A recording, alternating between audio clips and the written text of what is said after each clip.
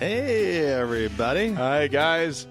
Well, from the lovely Salt Lake City of Utah, It's Thank God I'm Atheist. the podcast, I'm Frank. and I'm Dan. Coming up on today's episode, we are going to be talking about the different kinds of atheists. Ooh. Wait, there's more than one? There's more than one, apparently. How could there possibly be more than one? Apparently. I'm just going with what I've been told. I feel like we're a group that's as homogenous as oatmeal. So, yeah.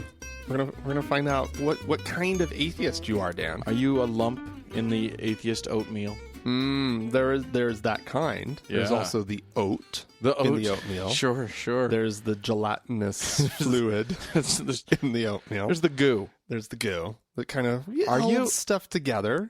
Like, The kids, pasty you need part. to ask yourself, are you atheist goo? Are you the slice of banana?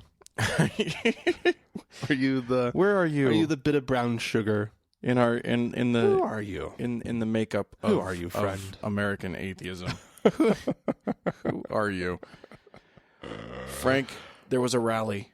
A rally? A Where? rally What at, kind of- what at for? the United States Supreme Court. Oh, okay. People wanting rights.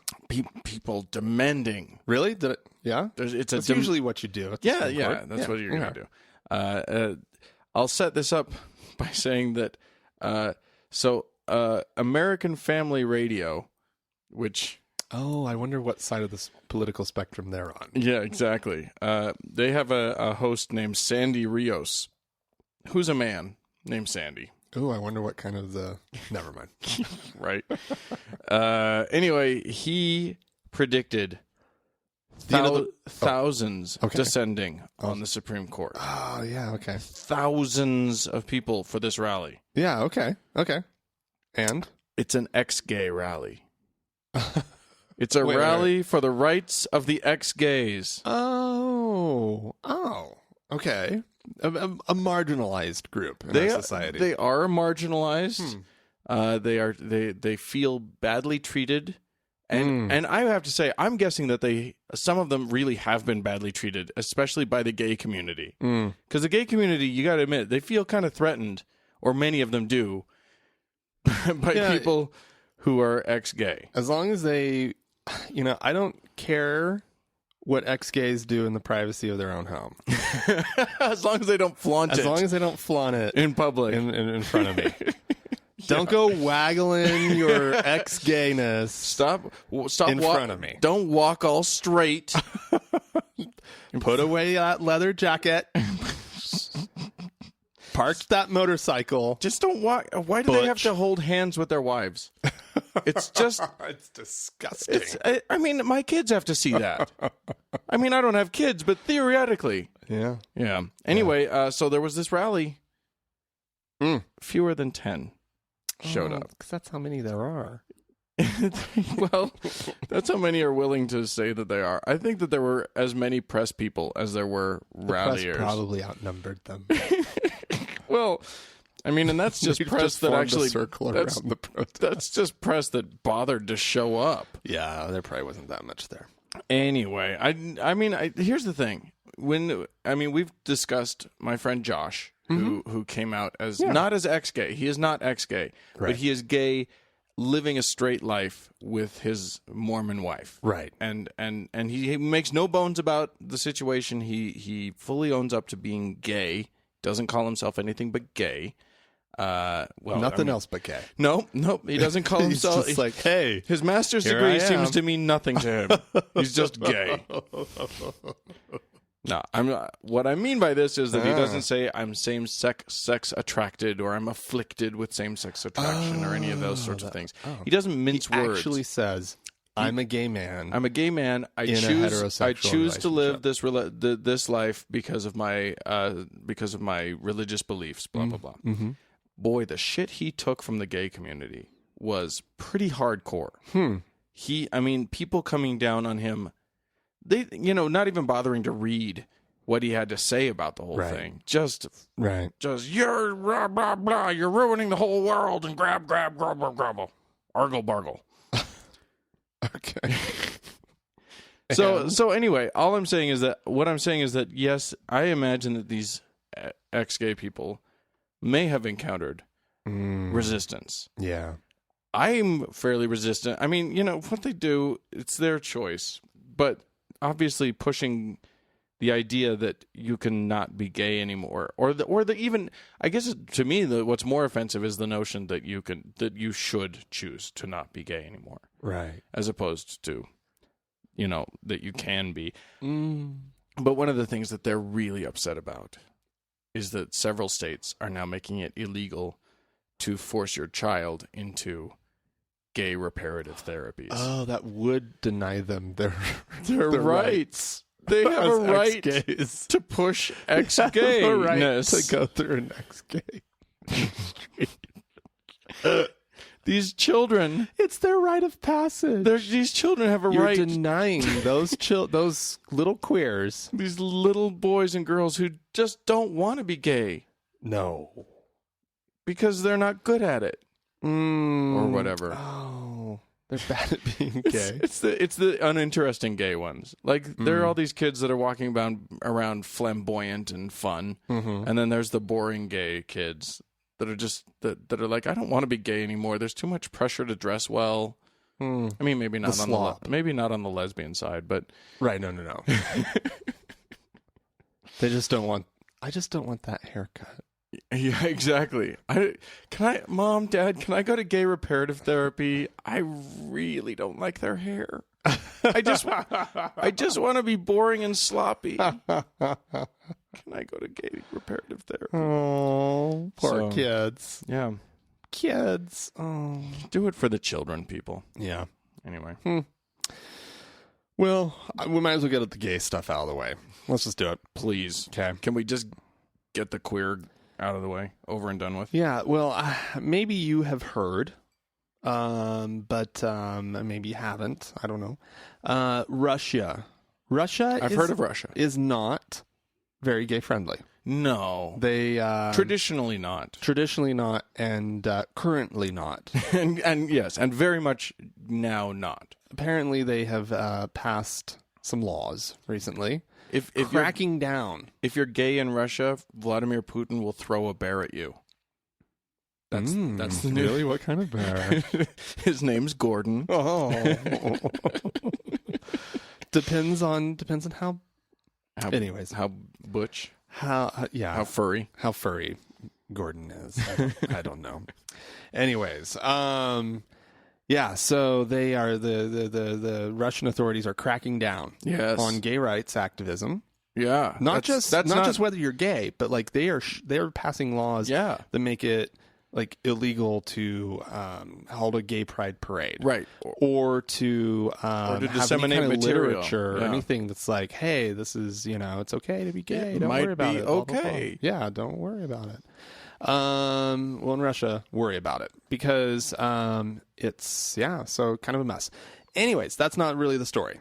What the story is that of course there are some U.S. religious conservatives who can't keep their big mouths shut and actually come out kind of sounding a little envious of Russia. Yeah, of course they do at the moment, and such as Austin Ruse, president of the U.S.-based Catholic Family and Human Rights Institute, who said, you admire some of the things they're doing in Russia against propaganda. And then he continues, on the other hand, it wouldn't be possible to do that here. But he's like, he actually... That we live in a country that can't control propaganda. I know. I know. And that Russia is doing great things against propaganda. Yeah, I'm sure they're doing awesome things. They're doing good works. Propaganda. We do not approve of your gay materials. All the people's rainbow colors make us angry. Yeah. But I mean, these conservatives, they must be a little confused, right? Because I mean, these are people who they didn't like 20 years ago. They're used to hating Russia. 15 years ago, they hated Russia. Yeah. They were good at it. Yeah. And now they're like, oh, well, maybe that would be nice. Well, in fairness, Russia is doing a much better job of living in the 1950s than America is. Yeah, they are. And that's what these conservatives want. Yeah. Actually, that's what a lot of conservatives have stated that they want. A lot of the Christian conservatives... A return to? Yeah, they pine for the good old days. Well, it was very clear back then. Women and blacks knew their place. Homos didn't right even... and wrong, commies versus non-commies. Absolutely. Yeah. Everything was clear-cut. Yeah. Including your grass and your hair. Everything was cut correctly. Oh, yeah. Yeah, absolutely. You knew. You knew how to do life. Mm-hmm. Now it's all confusing. Yeah. It's a nice fantasy. It's a nice little fantasy. I mean, of course, I wasn't alive during the 50s. I cannot say whether or not it was wonderful of television. Or not. Well, I saw Pleasantville. I definitely saw Pleasantville. Well, I mean, I saw even there's you look at like Leave It to Beaver or the shows that were supposed to be that ideal. I would shoot myself in the head if I had to live those lives. Come on. Wally and the Beav?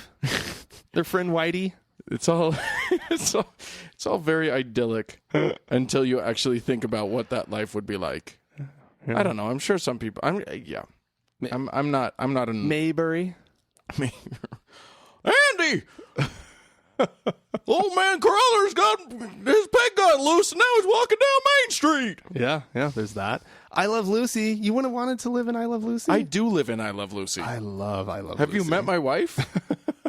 I live in I Love Lucy. Oh, come on. Have you ever seen her go, wah? She does. She looks exactly like Lucille Ball. Yeah, but she doesn't go conniving behind your back to like scheme about stuff with her. With her. You know, with for her a neighbor. You know for a fact that every now and then. You know for a fact that every now and then she's got some splaining to do. Yeah, but not even remotely close. Andrea, you got some splaining to do. Not even remotely close. No, it's not quite that fun, but it's pretty fun. Yeah, we have a lot of fun. Yeah. Anywho, I wouldn't want to live in Russia either. Or the American 1950s. Yeah, neither one very good. Same thing, except one's grayer. I feel like Russia's gray. Very colorful country. Really? Post the fall of everything. No. Ah, lovely place. You've never been to Russia? I've seen video. I've seen photographs. They've got the one in fact, the Kremlin, or is it what's the one with the onion domes? No, nailed it. That's all very colorful, and then the rest gray. No, just everything's made of gray. It's totally not. I'm looking at a picture right now that has shades of blue. Might be a gunmetal in there somewhere. Yeah. Okay. Yeah. All right. I'm gonna move us from Russia, from Mother Russia, to merry old England. Oh, okay. England, where they have apparently dinner ladies. What's a dinner lady? The equivalent to a lunch lady. Oh. But I guess they call her a dinner lady. Okay, that makes sense. This particular dinner lady was Alison Waldock, 51 years old. Okay. She had been working at a primary school, that's the equivalent to an elementary school, for for 11 years as a dinner lady. Just a sweet little dinner lady. She got canned. Why? She was sacked. Why? Because she accidentally gave ham to a Muslim child. Ooh. She had obviously a lot of kids to keep track of. They all had, many of them have their own dietary needs. She asked the kid if the kid wanted ham. The kid said yes. And here's the real kicker. Another teacher actually caught it before the kid actually ingested the ham. So the kid never ingested the ham. What? But this lunch lady almost gave ham to a kid. Oh my God. And got sacked. That doesn't make any sense to me. That's absurd. Yeah. Well, I mean, it's if the child says yes, the child said yes. Yeah, but it's a child, and the parents have been explicit about what they want. A teacher caught it. Yeah. But here's the thing. child did not, condemn itself to hell. There's also this point, which is that in Islam, the Quran says that if you accidentally if you are forced to eat meat or to eat ham, or if it's accidental or whatever, you'll be forgiven. Yeah. It's okay. I thought there was even, maybe not ham itself, but like the full halal thing. I thought there was even something like if you find yourself in a foreign land type, right? Like, yeah. If that's clause that's like, listen, Allah gets this whole thing. Let's not be crazy. Understands about it. that right. There are practicalities. Right. Yeah. There. So all of that you would think lead up to them saying, "Oh, honest mistake, don't do it again." Right. No, she was shit canned. That sucks. And what's amazing is that various Muslim groups all came out and said, "This is an overreaction. You do not need to fire this woman." Oh, well. So it was strictly just what the local school authorities? It was the catering company that the school authorities contract out to. Oh my God! Decided that they needed to let her go. And now she was so traumatized by the whole thing that she won't go to work for another school. She just can't handle it. It was just such an awful feeling to her. Oh, that's too bad. Yeah. Well, there you go. So, that's way too bad. Yeah. Well, Khadija almost ate ham. I think that should be the title of a book. It's like a children's book. Khadija almost ate ham. Khadija, wife of the Prophet Muhammad? Who's Khadija? I don't know. Oh, okay. I ain't read my Quran. Was it the name of a kid? Yeah, that's the name of the kid. Oh, okay. I missed that detail. Sorry. I didn't say that detail. I just inferred it. I tried to infer it. My inference was not strong. I heard the name Khadija explained not too long ago, and I think it's the wife of somebody. Oh, okay. It might be the wife of the Prophet. There you go. Muhammad. It would make sense to me that people would want to name their daughter after the wife of Muhammad. Yeah, exactly. All right. Well, cool. Hey, I'm going to stick with Muslim. Okay. Crap. Let's do it. And since this little segue takes us to Tennessee. Ooh. Please don't tell me it's Murfreesboro. It's Murfreesboro. It's Murfreesboro. Oh, no. Murfreesboro. What are you doing? Oh, well, what they're doing is they can't they can't just let this thing go with the mosque. The Islamic Center of Murfreesboro, the much ballyhooed. It is much ballyhooed. Mired in controversy. Yes. Positively mired. Yes. We know the story here. They wanted to build. There were all these issues with like the building permits and all this stuff. Everybody was grumpy about it. The neighbors, these super conservative Christian types didn't want these Muslims in their neighborhood. And it's right next door to our church. Right, exactly.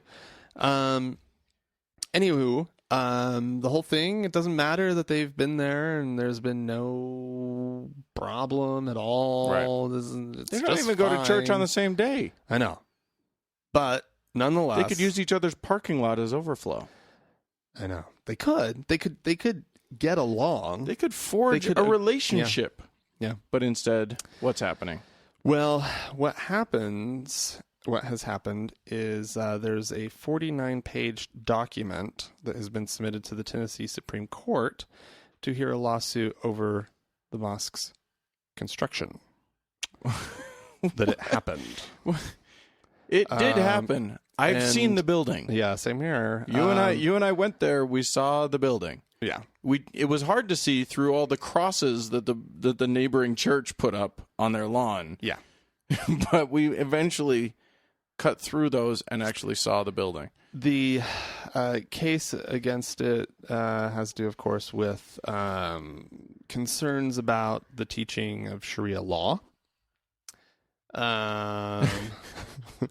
Which, of course, I love when Americans talk about Sharia law, because whenever you hear a conservative American say the words Sharia law, it's because they're terrified that someone's trying to make it happen in their state. Right. And what people need to, okay, there are aspects of quote unquote Sharia law that are, It is kind of works like a codified system of laws. But for the most part, from my understanding, Sharia is more of a code of conduct. Yeah. Right. That it's a way to live your life. Right. It's almost like if there were 10 commandments that you should use as your guideposts. Right. Now, the difference, of course, is that there are countries in this world that have this as the basis for their legal system, and you end up in a court, and the judge is going to be, working off of codified Sharia law. Sure. Or there's other countries that allow kind of an opt-in, and then there's some countries that have it just for like family law purposes. But nonetheless, so this thing will just not go to rest or will not go away. There, of course, have been accusations about ties to Hamas and the Muslim Brotherhood. But nonetheless, they're just, it continues, folks. The epic saga of the Murphysboro. Mm-hmm. It seemed like, I thought that it was kind of done. It felt pretty settled. Wasn't it done? No. All those nicely manicured lawns all around it. Mm-hmm. Those are seething with hatred. Yeah. The car that looks like a police car but isn't a police car that's parked out front. Parked right up front of the mosque. You and I were fooled. For a minute. We were driving 24/7 police presence? What's going on? It's just a sedan painted black and white. Mm-hmm. Just hovering. Yeah. I don't think it says police on the side. No, it doesn't. That would be misleading and untrue. Mm-hmm. But boy, I can see why they might want it. Mm-hmm. I could see why they might want an actual police presence 24/7 at this point. Yeah, but that's not. Oh, can't we all just get along? Nope. Well, speaking of not getting along in a religious community, I'm going to take us to Prattville, Alabama. Oh, Prattville. Okay, full of Pratts. Tell us about Prattville. So the Alabamans, they like their football. I don't know if you know this. What? But folks in the South, especially in that state, they appreciate a game of football now and then. That's surprising to me. It's important to them. And there's a local high school in Prattville, East Memorial Christian Academy. Oh, okay. has a fine football team, a winning, a very successful football team. Okay, and that can be largely attributed to their coach. Yeah. Okay. Makes sense. Who has been his name is Phillips. His name is Scott Phillips. Okay. He's led Good name. He's led the football program to its first playoff berth in years. Coached the boys basketball team to its first state title in any sport. Oh no. This guy is good. Yeah. I feel something. Something coming. Something bad's going to happen. Yeah. You know something bad's going to happen. Yeah. Well, here's the deal. He doesn't go to the right church. What church does he go to? What? Well, he is a Christian. Okay. He just doesn't go to the affiliated church. They want him to go to East Memorial Baptist Church. Okay. And he and his family like going to where's the other one? A different one.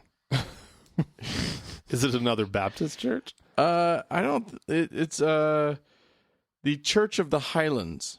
Oh. Sounds nice. Yeah.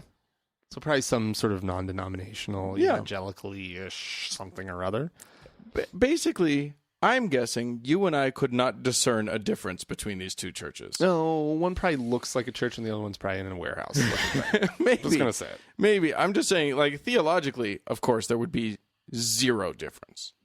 I mean, one of them is slightly less hatred of gays or whatever, less hateful of gays. No, that one they're probably equally. Yeah, you're probably right about that. So they never had a problem with it when he was just the football coach, but then they made him head of the athletic department, and suddenly, even though apparently it wasn't explicit in his contract that this was part of the deal, he wasn't going to their affiliated church. And they were like, that cannot be.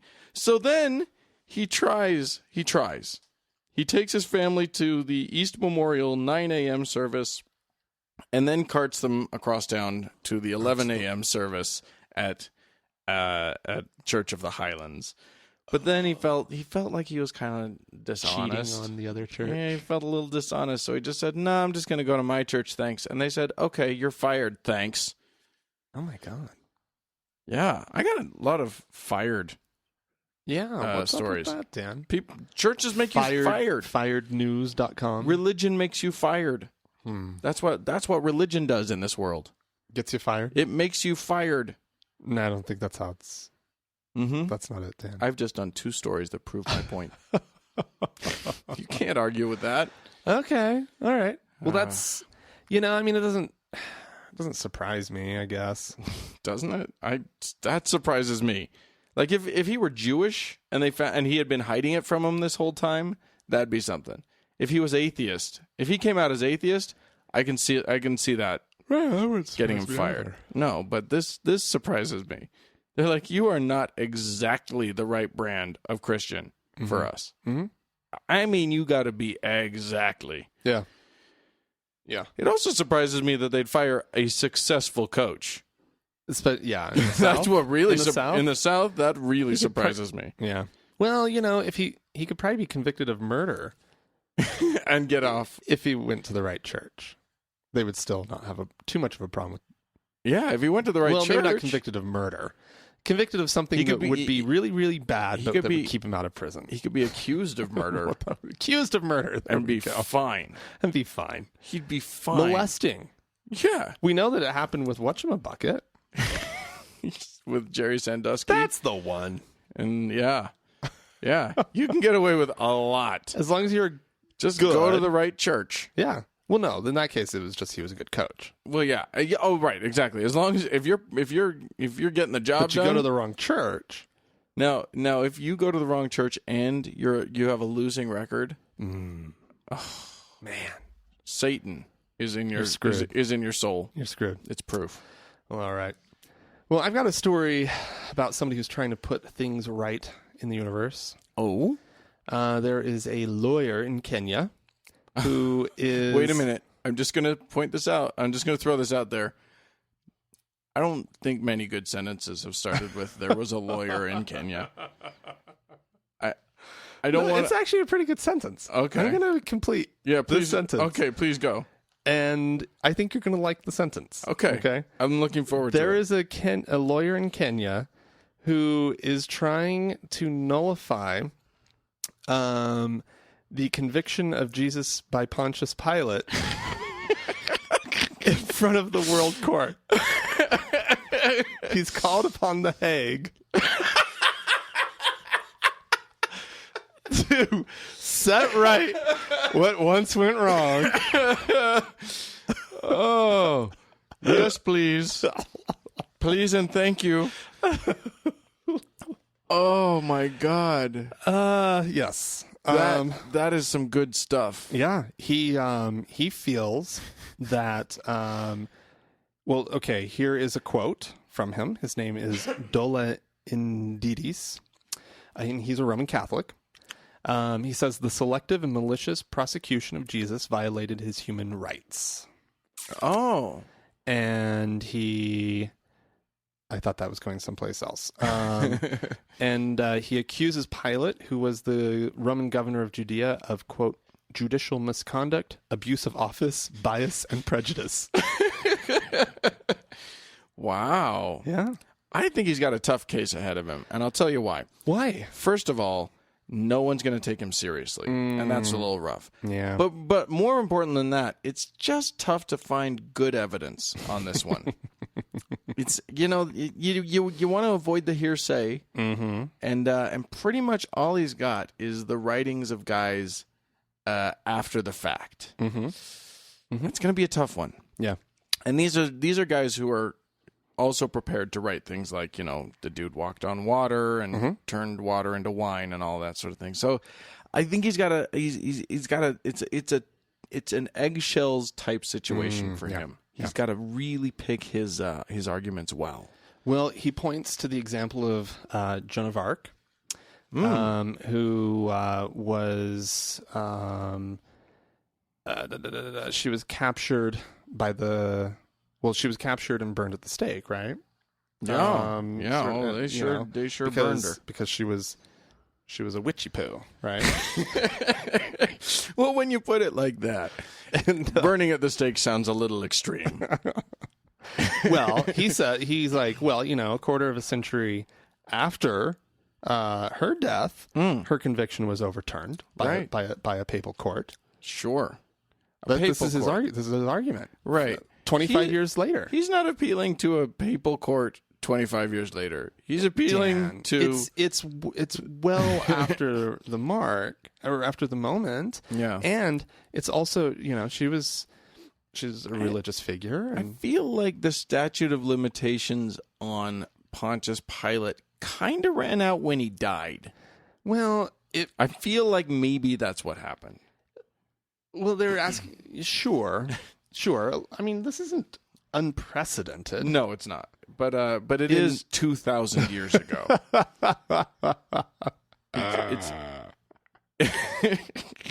I think here's what he needs to realize, is that the only court that matters is the court of public opinion. Yeah. And that one's on Jesus' side. Yeah.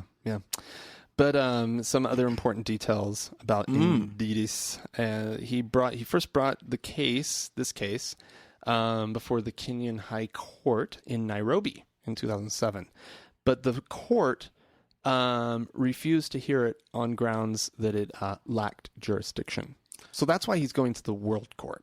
The international world. What do people sort of? Because it's the Hague, but it's the International Criminal Court. Yeah, that's it's the International Court of Justice. Oh, is what it's called. Oh, okay. Mm-hmm.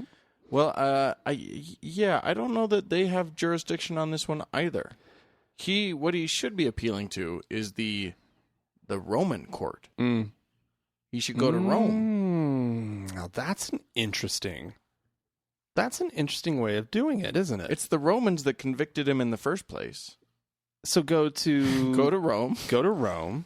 Go to the Vatican, maybe. Yeah, you go to Rome. Any city court would do. Yeah, just go to any city court and just file the paper. Guaranteed you would find some whack job, crazy Italian judge. Oh, yeah. Who'd be willing to take this one up. Yeah. No, you're totally right. That's where you do it. That's where you go first, before you bother the Hague.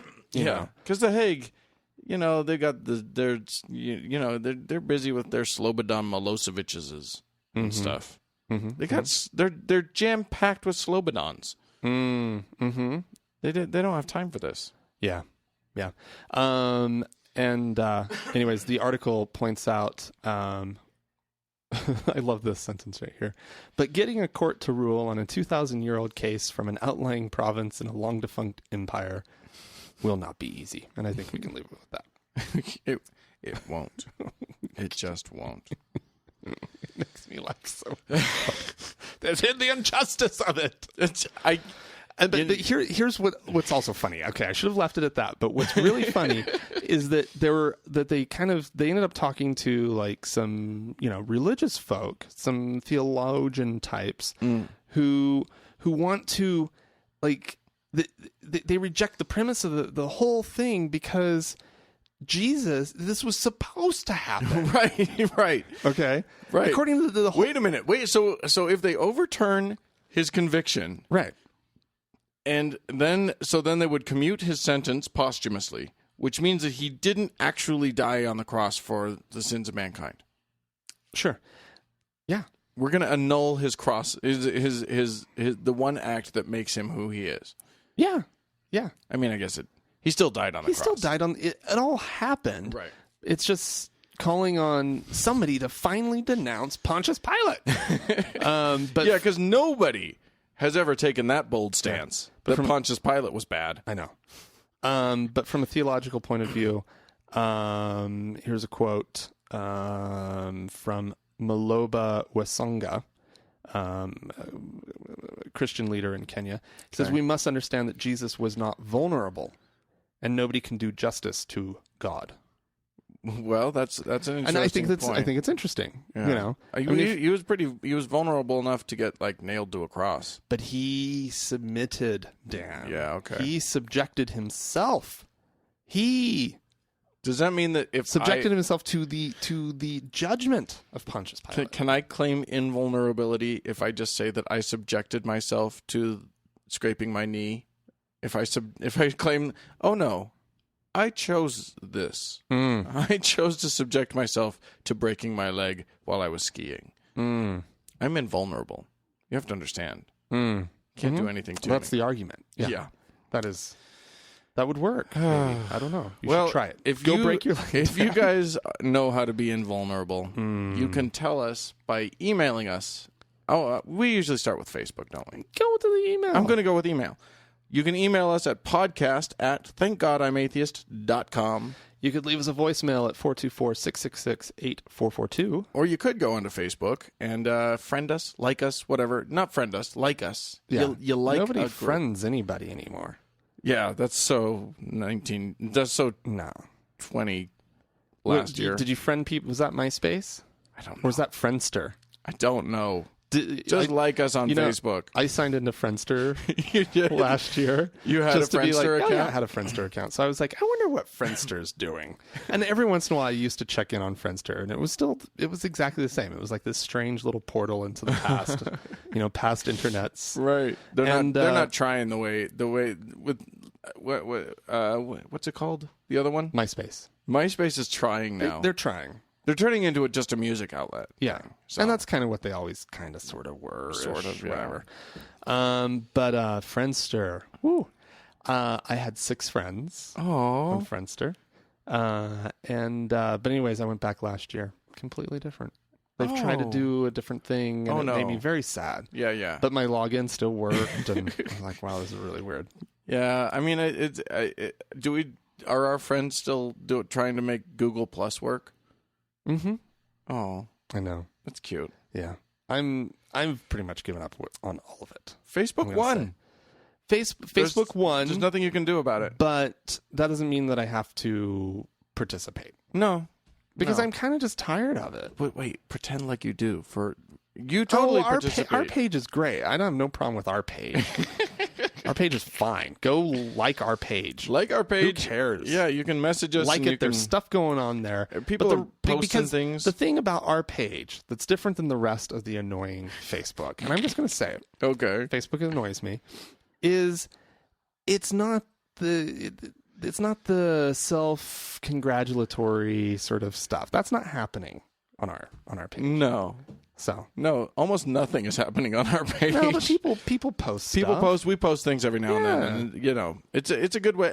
I do check the messages regularly. Yeah, and that's what it's good for. And I read everything that everybody posts, and that's I don't why always I'm have something to say keeping a Facebook account, because there are connections there, and there's ways to get in touch with people that you don't have anyplace else. Absolutely. I'm just so sick and tired of what's on your mind, or whatever that damn little tagline is. I'm feeling very curmudgeon-y right now. You are. You're a grump. Against this posting shit. You're a grump. Ah, God. Well, not everybody can post funny like me. I can't tell you how many. Like, I go to Andrea's. I'm friends with some of her family. This was maybe a mistake, but I'm friends with some of her family on Facebook, and I go to family events, and like. Because they're just used to boring people. So people come up to me all the time and they're like, "You are so funny." And I'm like, "Your aunt who? Wait, which one are you? Have we ever had a conversation?" And then they're like, "On Facebook, you're so funny." And I'm like, "Oh, thanks." Yeah, you know too much. This is why. This is why. It's okay. Dan. I put it out there for a reason. I like being out there. Anyway, hey, have you heard of Pat Robertson? Maybe once or twice. He's getting wacky again. You guys, what did he do this time? You guys, let's play some audio for these fine folks. But you guys, he's getting wacky again. Okay. This is David, who says, I work with two people who have decided that they are females. I know what the Bible says about homosexuality, but is it wrong to refer to them as females since they've had their gender status changed in the eyes of the law? Why would you have to refer to them as females? I don't understand all that, but I think there are men who are in a woman's body. It's very rare, but it's true, or women that are in men's bodies, and they want a sex change, and that is a very permanent thing. Believe me, when you have certain body parts amputated, and you have shot up with various kinds of hormones, it's a radical procedure. I don't think there's any sin associated with that. I don't condemn somebody for doing that, but somebody who just says, well, I'm really a woman, I question the validity of that statement. But they say they're counted as female. You don't count somebody as female unless they really are, or male unless they really are. In this instance, so this is a person who works with two people, so he doesn't really know their intentions or know their personal medical scenario. It's not for you to decide or to judge. All right. Okay, so first of all, he wants it to not be good with it. He wants to not be good with it.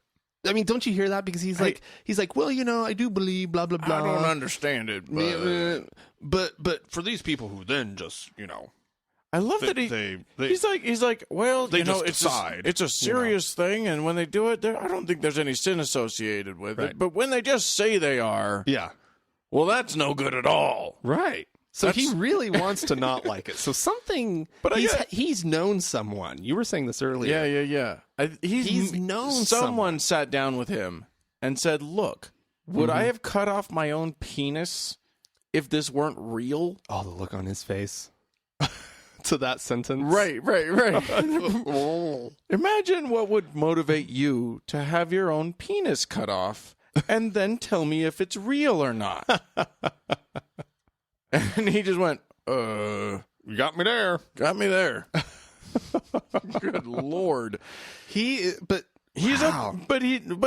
declared it non-sinful. Yeah, but like that blows my mind because like his whole that would mean that God goofed. But I mean, God goofs on a lot of things. Kids are born with with disabilities. Yeah, with eyeballs coming out of their ears or whatever. You get the kids. You get the goofs. So I guess there's goofs. God is a known goofer. He's good with that. He's found. He's come. Meanwhile, the woman that was with him. Oh, she did not like. She did not expect that. Well, why should he have to refer to them as women? Well, it's a very real medical condition. Say what now? Yeah, but you just hear this little. Yeah, exactly. Those poor women. We were saying this earlier. Those women that sit at his side. They have no idea what is coming out of that crazy man's mouth. They have no clue. And as soon as he says it, for anything, and as soon as he says something, they clam up and they don't say a word. And in their minds, their minds are just racing, going, "How do I fix this? How do I fix this? How do I fix this?"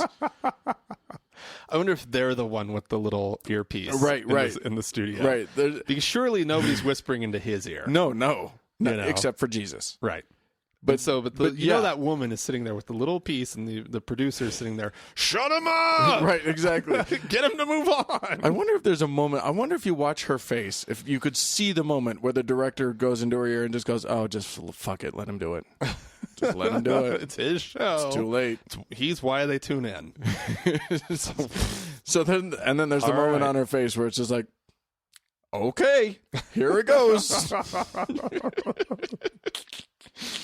Oh boy. Okay, well, before we get to anything, I neglected last week to get through some of our we have donors. We do have donors. And we have not thanked some of our donors, and I feel awful. Okay. I feel awful. Well, let's thank them. I wanted to thank. There's a way to fix that, Dan. Yes, indeed. And I'm getting to it right now. Okay. I wanted to thank April, Craig, okay, I don't want to rattle them off as though they're not important, because they're important to me. Just say their name. April, Craig, Zach, Dina, might be Dinah, might be Okay. Dinah. Okay. And Daniel. Thank you, guys. Who are all wonderful people. That's awesome. I can tell that their hearts are good. No, I thank you so much for all of that. It's now and there are people who tried to donate and couldn't because we had a little snafu, glitchy poo with the PayPals. Yeah, it is fixed. Everyone should now flock to our website. ThankGodI'mAtheist.com. It is now robust. It is now welcoming and open and capable. Like a flower opening unto you like a great vagina. What's that movie? Come on, you're a Woody Allen fan. Oh. Which one is it? Now I can't think of the name. Oh, shut up.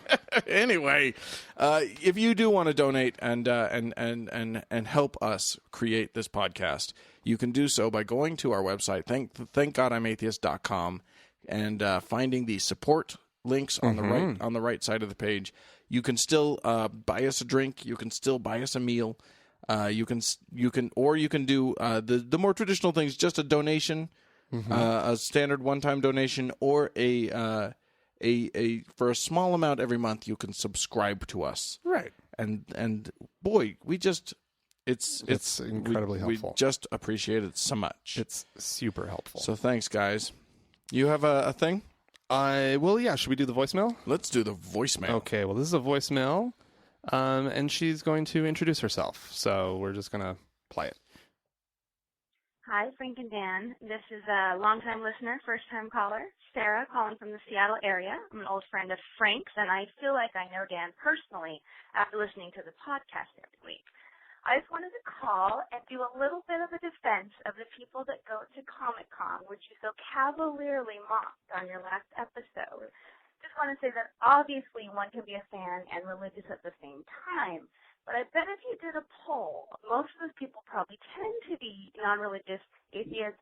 I think that they're your peeps, and they're doing what the Unitarians are, only in a far more engaging, intriguing way by making their own reality, but they know what they're doing and they're having some fun with it. So they have fun, they dress up, they get philosophy, and it can get a little woo-woo if you really want to, live by the principles of Star Trek, absolutely, positively. But at the same point, that's as good a life philosophy as any other. And again, I think that these people are having fun with that community and the ritual that goes into it and the rational thought that they, build around this fantasy world and this narrative that gives them a break from the complications of the real world. So I think that fandom is kind of like religion for smart people in the best possible way. Anyway, love the show, and I will talk to you later. Bye. Well, thank you, Sarah. Nerd alert. Well, no, I don't think so. You know her. I do know her, and I think she indulges, but at the same time, I don't think she's a comic-conner. I don't know. I guess I don't know. Oh, of course it's fine to be a fan. It's fine. Although she says that the Star Trek philosophy is as good a life philosophy as any, she clearly has not heard of the Klingon cult of Blachnik. Well, that would be a Star Trek life philosophy. Yeah. You could. There are plenty of people who live as Klingon. Yeah. They do. I'm saying that's not as good as any because they have several very fucked up beliefs. Okay. And what are they? I have no idea. I made it up. Clearly you did, but what are they? They are you're the one treading into these waters. Bloodletting. They believe in handling in resolving dispute through violence. That sounds pretty Klingon, doesn't it? Maybe. It's kind of believable. Yeah. But they're all consenting. They all love it. They love it that way. Yeah. Exactly. It's like the women who submit to spanking. Yeah. Yummy. Yeah. What's the Klingon weapon called? The Bachlet or something like that. Something like that. I didn't nail it. Funny when you get nerdy. The Bathlet? Bathtar. The Zoltan. I'm close. I'm sure you are. I'm sure you are. I've never actually had to say the word, to be honest. The Bachlet. Something like that. I know it when I hear it. Klingon weapon. I'm just going to Google it. Klingon blade. Oh, I should have known better. There's a whole list. Oh, yeah. But the one we're thinking of is the Botleth. Botleth, okay. Anyway. Wow. Okay, well, cool. So we got some emails. Mm-hmm. I'm gonna get to Hannah. Hannah wrote to us. I'm gonna lift some stuff out of it because she wrote quite a bit. But one of the things that she wanted to talk to us about, we talked about Christians, or no, not Christians. What are we? Which group are we? Atheists. We're atheists. Atheists celebrating Christmas. You had a hard time with that one? Yeah, I was figuring it out. It's okay. I got to it eventually. It's not a problem. You forgot what you were? Yeah, sometimes. Huh. All right. Anyway, atheists celebrating Easter or Christmas, all that stuff. We did discuss that. And Hannah wanted to say that she when she left Christianity, she had a little bit of a chip on her shoulder, as many of us do. Yeah, okay. And so she didn't really want to be associated with that, but it was so much fun with the family. And she said, then I heard someone talk about Jewish culture and how you can be a, quote, cultural Jew and still celebrate all the holidays but just not believe in a God. I didn't like the idea of being a cultural Christian, but I fucking love Christmas trees, and I fucking love Easter with my family. They are liberal Christians. We have a huge brunch. Mom still makes Easter baskets for everyone, even though we've all moved out, and there's really no mention of Jesus or anything like it. It's more my family time and stuffing ourselves until we are sick. So, she says, being more mature, having gotten used to being atheist for the past 7 years, although I have my doubts my whole life, my advice to anyone getting used to being atheist and wondering how much of your old traditions you can keep, I would say, take a step back, take a deep breath, see what you miss, what you love, and what you would rather live without. Sometimes things have meanings that are attached firmly to memories of your past and thus have completely different meaning to you than what the meaning of the holiday actually is. Mm-hmm. Yeah. I think that's kind of what we came to. Yeah, but I like that. But she said it really well. Yeah, she said it very well. And I do like the idea of being a cultural whatever. I mean, I feel like, the Jews do it right. They have this sort of this category of I still call myself Jewish even though I don't believe in any of it. So are you going to be cultural Mormon? No. Because that's all you got. Yeah, and like I said, I got news for you. I like you're not idea. Cultural Christian. No. And so what are you? Certainly not culturally Mormon either. But there are things you could hold on to. There are things that I like about Mormon culture that certainly I will participate in. Funeral potatoes. Funeral potatoes jumps immediately to mind. Yeah, of course. That may be it. Yeah, that may be all. We'll participate in funeral potatoes. I mean, you're going to go to a fireworks display on the 24th of July. Oh yeah, Pioneer Day. Yeah, sure. But I mean, that's our state holiday, so it's like but at the same time, it's pretty Mormon-y. And of course, the non-Mormons have Pie and Beer Day. Right. That's what we do. That's our thing. Yeah. Yeah. Mormon culture is not something that you opt into without the Mormonism. Right. Yeah. I don't know. It might make some people happy. I think it would make some people happy. I think it's weird. I would be bothered if it made me happy. I'd be very upset. Oh, goodness. What do you got? I've got an email from a friend of ours that we met on the road trip. Yeah, we talked about him a little bit. Who we're going to refer to as D. Mm-hmm. From here on out. But anyways, he sent us an email. And for just to kind of catch everybody up as to who he is, I'm just going to read the first little bit because it will kind of explain it. Anyways, hey guys, just wanted to give you an update on my situation because the shit has hit the fan recently. Oh, should we give a little bit of background? I think this will... Let me get through the rest of this, and then we can fill in any blanks. Okay. If you remember, I'm still a closeted atheist because I'm afraid that coming out as an atheist would affect my and my family's livelihoods. D lives in a small town. In Alabama. It's small. And so he doesn't want to be out as an atheist while he's sort of, while he has a job. And his his dad has a job that would be affected by him coming out because his dad's a pastor. Yeah. And so there's that, okay? So apparently some local families are finally fed up with the government-sponsored proselytizing, and they contacted the FRF, which is, of course, the Freedom from Religion Foundation, who came in but properly known as FRF, in with their letter and their media campaign. Don't get me wrong; they're technically right. Okay, so FRF has come in and is trying to shut down.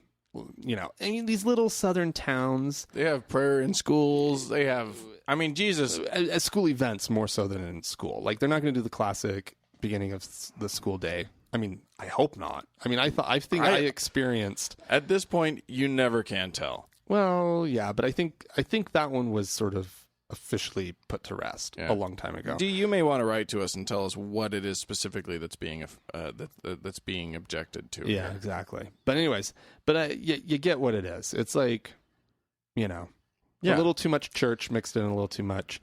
I'm assuming in probably the schools. Yeah. Okay. So he says, don't get me wrong, they're technically right. The things being done are wrong, but like you guys, I have a problem with first tactics. Instead of having a conversation with leaders about why what they're doing is wrong and educating them on the law, they come out swinging with threats of a lawsuit, insults, and a local print and television media campaign. This isn't productive. All it has done is to energize the Christian base of the community. People are angry and are blaming that evil atheist group. That's in quotes. For me, it is even more dangerous to be an atheist. If anyone were to find out now while emotions are running high, I would be immediately linked to the FRF and what the locals see as an attack on their community. And, So Man, what a position to be put into. Yeah. He can't walk down the hall. Like, he's hearing people talk about this stuff in the hallways and can't pipe up with his honest opinion for fear of everything going to shit. Yeah. Everything going to everything shit. that he's worked for. His career. His dad's livelihood. Yeah. There's a lot resting on his and the thing, shoulders at this point. But here's where I'm going to piss D off a little bit. And this is a tough one for me because I don't think I think maybe, I think he's right. I think he's right that the first step should have been go to administrators, go to people in charge, and try to talk with them and try and get some resolution. But for all we know, these parents did that.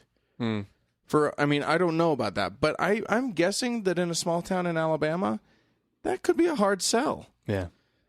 You're asking basically a politician. A school administrator is a politician, or at least has to play politics. And you're asking someone who has to play politics to side with the group, to side against 90% of the constituency that he deals with. Well, what kind of blows my mind is how, this is obviously, everybody... It seems like to me that the right school administration would be able to put a sunset on a lot of these things quietly, effectively, and in a way that, you might have some people a little pissed off in the community, but that wouldn't get everybody all riled up. Yeah, but you're assuming that there is such an administration there. What I'm saying is that it surprises me that hasn't happened somewhere. I don't know about his specific. It probably situation. has happened all over the place, but we don't hear about it, and it hasn't happened here. And it may be that the only way to get rid of it is to raise a fuss. Yeah. Now the problem is that yes, in his town, D is going to hear people vilifying his own group, and I hate that. But if this goes to court and gets high enough up, I don't know how high it would have to get for the right answer to come, but it will but the right answer will clearly come, which is you can't do this. Right. Cut it out. Right. I want to know what they're doing. Right. I wonder if there's something on FRF's website. Right. Yeah. It is interesting. What are you doing? But here's the other thing.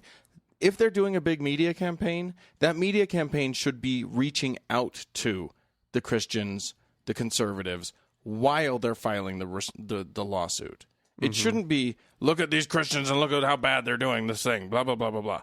It should be the opposite. It should be, we're filing this lawsuit, but we want you to explain to you why. And it's important that you guys understand this. And we are not against you.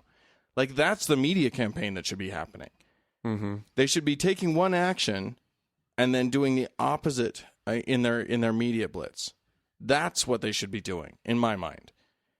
Because you know, the debate is for the courtroom. That's where the debate is appropriate. The hardcore heavy duty stuff is for the courtroom, and that's where it should be fought out.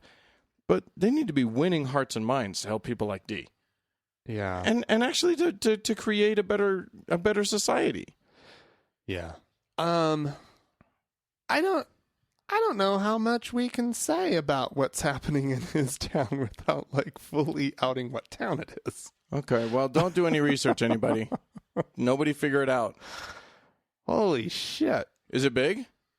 Well, okay, so what's happened is the school district leaders. Are you on the FERF website? Yes. Okay. The school district leaders and members were going to be required to... Okay, I'm just going to read the prayer caravan will entail school district leaders and members going to every district school to say a 10 to 15 minute prayer. What? The Freedom from Religion Foundation noted the inappropriate event will alienate non-religious members of the Coleman County school community. Or religious members who don't happen to be Christian. Yeah. And inject religion in what should be a secular public school system. Yeah. The school system's official prayer caravan event description on its website ended with, "It will be a time to lift our schools up to God and ask his blessings for the upcoming school year." This is official. Jesus Christ. Official school event. So what the fuck's the matter with these people? What is the matter with you? You know better than this. You know that you're doing something wrong. Yeah. You know. Yeah. You know that there are laws in place in this country. We live in a country of laws. As a matter of fact, these are the same people who probably say that our Constitution was divinely inspired. So if you think it's divinely inspired, then fucking live by it. Yeah. God damn it. That pisses me off. D, I'm sorry you're in the middle of that shit. What? Okay. Seidel also told Coleman County Schools that it must cancel its unconstitutional practice of the daily recitation of the Lord's Prayer over the school's loudspeakers every morning. What? Schools, multiple apostrophe. That's a district. That sounds like a district level thing. That's Holy happening. crap. I was like kind of being like, well, you know, I mean, it's not like they're praying every morning. Quote. What is up with this school district? It's in Alabama. Yeah, but I mean, come on. That's just you have to know that it's like it's unacceptable. It's wrong. It's on so many levels. First of all, it's illegal. Yeah. We're outraged. Second of all, you and I are outraged right now. Yes, I'm outraged. I am too. I'm livid. But at the same time, in this little town, D is in a tough spot. Right. Because and by the way, we've talked about the district, so we just still haven't divulged what town he's in. I think we're okay. Yeah. Well, yeah. But anyways, anywho, this is awful. Yep. I don't want D's life to be any harder, but a lawsuit is very much in order here. Yeah, absolutely. It needs to happen. If this is district level, it has then to be it's not. cleared out. It's not like you can go to your school's administration and solve the problem. No, this is ridiculous. Because the administration has signed off on all this crap. This is ridiculous. The administration is requiring all of the This should have been one of our stories. It should have been. This is ridiculous. We should have looked into it before. Well, his email seemed to have enough salient details, and then I just decided to look it up. And oh well, a lot more going on there. Oh my god, we might have to look into that for next week. I think what needs. I might need to chew on this for a little bit before I know what I'm really thinking about it. I want to look at as well, though. What is the media blitz look like? Yeah. All that. Because honestly, sorry, D, we didn't do our homework. Yeah. Before. Well, we didn't think we would. It didn't occur to us to do homework on this, but it's now become clear that this is a much bigger thing than we were thinking it was. Yep. Damn. Sorry your life sucks, D. All right. Okay, and then all right, well, cool. Yeah, so what did we want to discuss today? Well, what we wanted to discuss was the different kinds of gay, not gay. Of gay. There's many ways to be gay. We're going to talk about the handkerchief code. There should be of atheism. Of atheism. No, we found this in several places, but one of the ways that we found this was that listener Roger posted this on our Facebook page. Yeah, so thanks for the lead. Thanks for the heads up on that.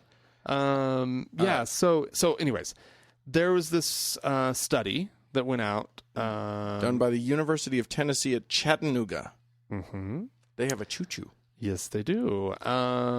Anyways, two researchers there found that atheists and agnostics can be categorized into 6 different subgroups. Right. They started with the idea that that there was a this big sort of very broad and amorphous category in a lot of polls and a lot of studies. Mm-hmm.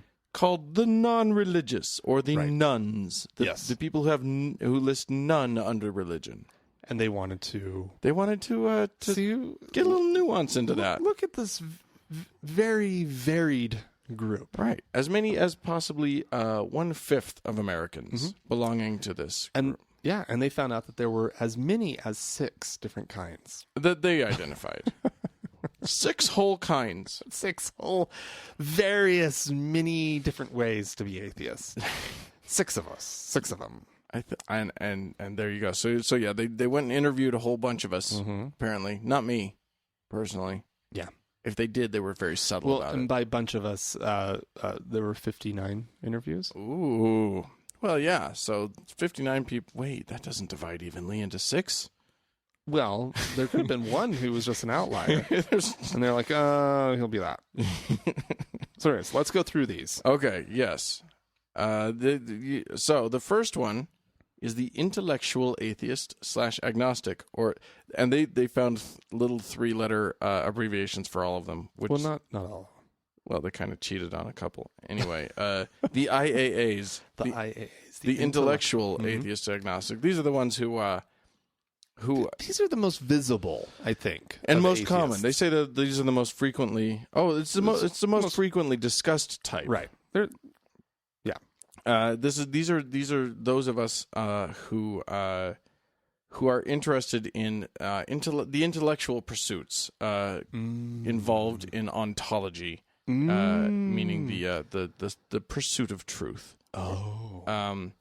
And so they enjoy dialectic enterprises, as the study says, such as democratic debate and discussions. Mm-hmm. And so, I suppose one could say that these are the ones who probably came to their atheism, having read or participated in discussions that led them down a road of logic. They've probably studied religion. They've obviously studied logic and reason, and and they've sort of figured things out. Right.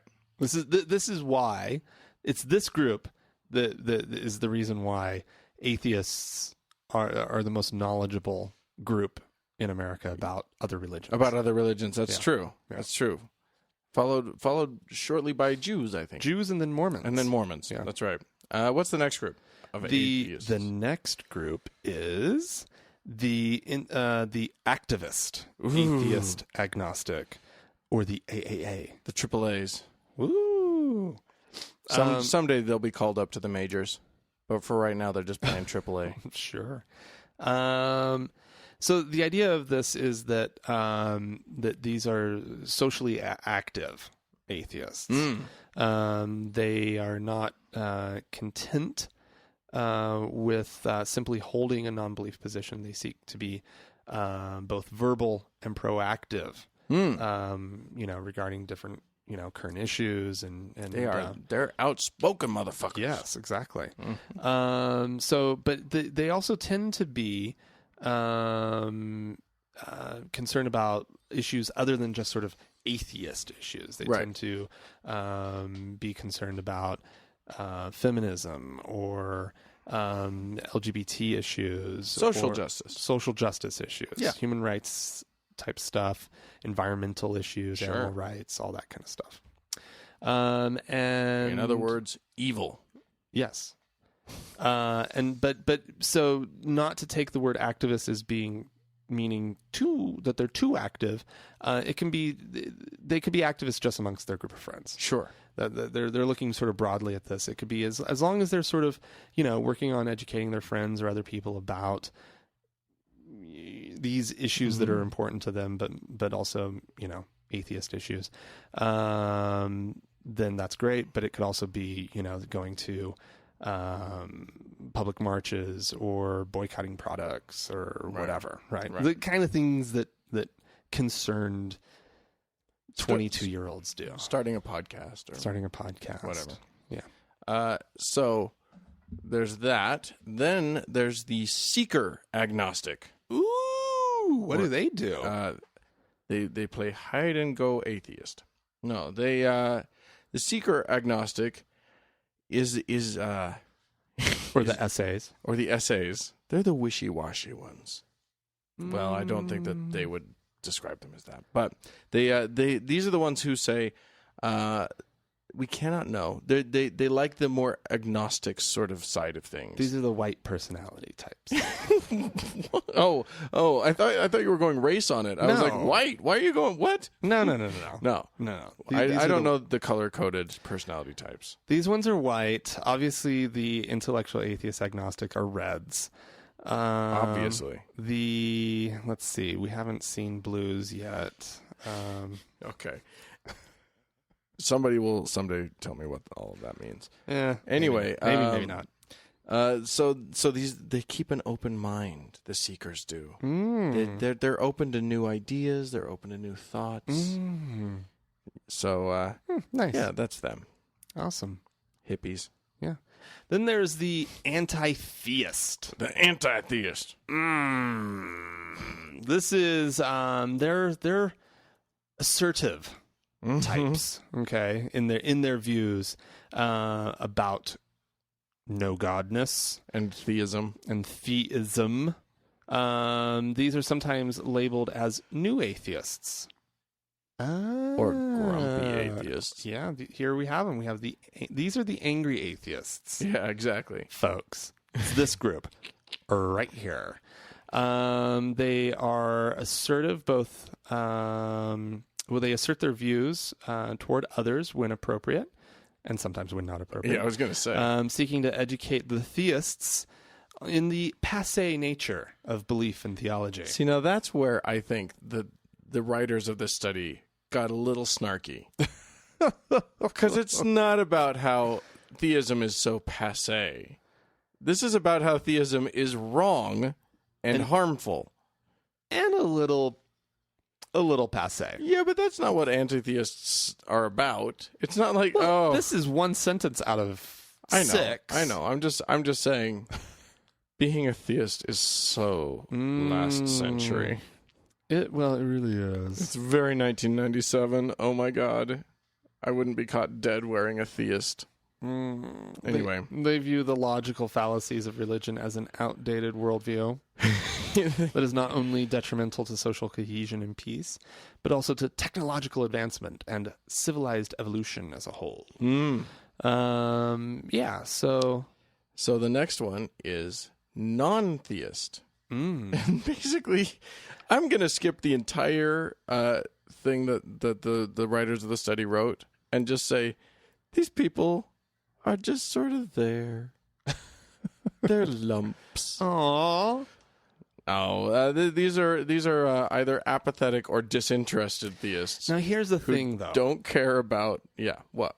Here's the thing. Now, and the description does the exact same thing that you were about to do, which is just to say that these are just, they can't really be bothered. and their whole thing is whole definition of who they are is based on inactivity, right? But I thought when I read it, I was like, what a nice place that would be to be. Oh, sure, it would be a nice place to be. But if you're in this place where you just don't give a rat's ass, right.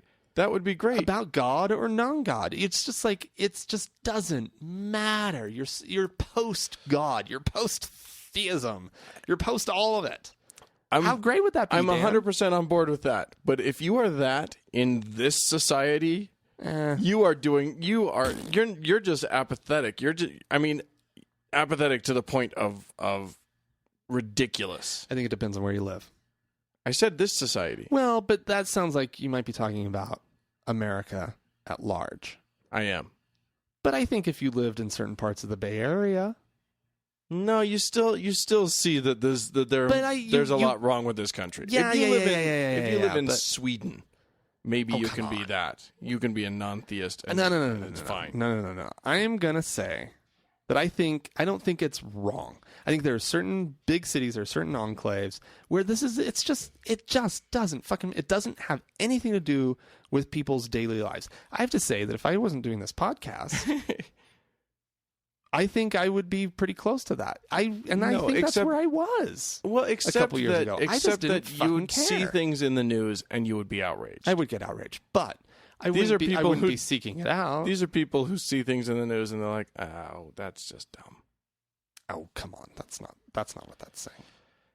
Well, Anyway, let's move on to the last one. Ritual atheist / agnostic, or the raw. This is the it says the sixth and final type was one of the most interesting and unexpected. Which totally didn't surprise me. So I think you're right. These folks are not atheists who did this study. Anyways, this is the group of people who kind of fall into a lot of the things that these are the Alain de Botton. Right. That's who jumped to my mind. Yeah. These are people who like the ritual and ceremony and maybe meditation opportunities presented by religious things. And there's a lot of beauty in religion and in tradition. I really connect with like the chanting in Zen Buddhism and the meditation. I don't connect to the religious implications, but Right. Yeah. These are cultural Jews. Cultural Jews. Yeah, exactly. That was just about what I was saying. And cultural Mormons. Yep. Which don't exist. Which do not exist. There's no such thing as a cultural Mormon. Because if you reject Mormonism, you're out of the culture. You're done. You're done. But anyways, I thought that was that one. I don't think we have to get into that one because for us, and I think a lot of our listeners, that's just not that surprising. No, we've talked about it at length. This is something that we've, I don't think that I'm not like, well, we were talking about this too, about like sort of which one would you pick, right? Right. So which one? How would you describe yourself? Well, on first blush, when I first sort of went through these, as I'm reading each of them, I'm like, yeah, that applies. Oh, okay, yeah, that applies to me. Oh, yeah, that applies. There was only one that I didn't feel like connected to on some level, and that was the non-theist. Right. The rest of them, like, yeah, I'm an activist. And yeah, I'm an intellectual atheist. Like, I definitely came to this stuff through intellectual pursuits. And yeah, I still also believe that I can't know for sure and that there is a lot out there that I don't understand. And I'm open to that. And also, yeah, I'm an anti-theist. And yeah, I don't like theism and I think it does harm in our culture. And yeah, I kind of think that there's also a lot of cool stuff in theism that might benefit us. So like 5 out of the 6 I identified with, but in the end, if I had to pick one, I'd probably say intellectual. What about you? Well, let me look at them real quick again. I would say activist probably. Probably mostly. I'm not seeker agnostic, not really. I'm not Wait, which one was it? Was it non-theist or anti-theist? Non-theist is that's the really passive one. Who you want to be. Who I would love it if that's just how it was. Yeah. But I have to acknowledge... But society has to be to that point. I have to acknowledge that that's not where I'm at. Right. Anti-theist, I don't really identify with a lot of it. Right. I mean, yeah, there's definitely stuff that I don't identify with. And while I find certain aspects of, like, religious tradition to be charming, and I really genuinely do, I don't overly seek it out. No. So that's why I would say that that's a hard one to apply to me. The ritual. And in fairness, me too. But that's just, I don't connect to ritual in general, whether it be theological ritual or, like, you know, singing the national anthem or, you know, whatever. I don't connect much with ritual. Ritual does very little for me. Someone like my mom connects very deeply with ritual. That she loves ritual. Mm-hmm. So yeah, I'm not that. Okie doke. But yeah, I mean, here's the thing: is this a value? Is dividing us up and trying to categorize us of value? Okay, as a thing, no, but as a study, as something that got a little bit of a discussion going, yes. Yeah, I mean, I guess because I think what it does is it says to people who are not atheist and who, you know, might be a curious outsider of sorts about, you know, well, what is this? Wait, there's more than just one way to be atheist? What do you mean? Ha ha ha! How could that be? And they go through and they look at these 6 different ways and they're like, oh, like, just to complicate things a little bit, I think it's good. But as far as, like, is it actually useful for me figuring out, like, what kind of atheist? I don't think it did a good enough job of really distilling it down. Right. And so when you say it complicates things, I'm saying it's oversimplifying. No, I mean it complicates things for that curious outsider who otherwise had overly simplified things. Right. Right. It's a nice, simple way of saying, here's 6 subcategories for you who's never thought about this before. Right. Look at all of us. Look and think about for a minute that there's a variety of ways to not believe. Right. As Roger pointed out, and I think that's important on the Facebook page. Well, he says maybe this explains why we get so frustrated with Silverman and with, like, really stupid billboards and stuff. Because we're not of the same ilk. We're not in the same category as he. No, there's something to that. There is something to that. Because when we had our discussion with Noah from The Scathing Atheist, I found some of his arguments compelling and changed my mind about a few things. But I will say this: being a douche is being a douche. It's not just. I mean, there's more to it than just, oh, they're a different category than me. There's also, oh, you're just not handling this right. Right. You're just doing this wrong. Right. Because I'm an activist too. I'm just a different kind of activist. Right. Than those guys are. Yeah. And I have an anti-theist streak in me too. But not in the way that those guys do. Right. And also there's just strategical questions. Right. Well, yeah. So there you go. I don't know if we've come to anything, but I do think that it brings up an interesting discussion. Well, so listeners, dear listeners, why don't you write in and tell us why don't we put a poll up on the Facebook page? Well, I will put a poll up. A poll that says, you can go and categorize yourself. And you can click which one of their categories you think you are. Because I'd like to know what our listeners are. I would like to as well. I would be very curious to hear that. But I also would like to know if you think they got it wrong and that there are some categories that should be included that weren't. And for that, just post those on the feed. Post those on the Facebook feed. Yeah, go to Facebook. We'll put up the poll, and you can tell us what you are and what you missed. Yeah. And the way to get to that, go ahead. Facebook.com/TGIAtheist. That's right. You can also email us. Our email address is podcast@thankgodimatheist.com. Or you could leave us a voicemail at 424-666-8442. Please remember to, check out the videos if you haven't already. On the YouTubes? On the YouTubes. Sure. And then, of course, we always like to thank the Red Rock Hot Club for letting us use their music. Yep. And don't forget, I mean, we reminded you earlier, but that donation button's still hanging out on our website. Super cool. Could really help us out. Thanks for listening, everybody. We sure do love you. Thanks, guys. Bye-bye. Bye.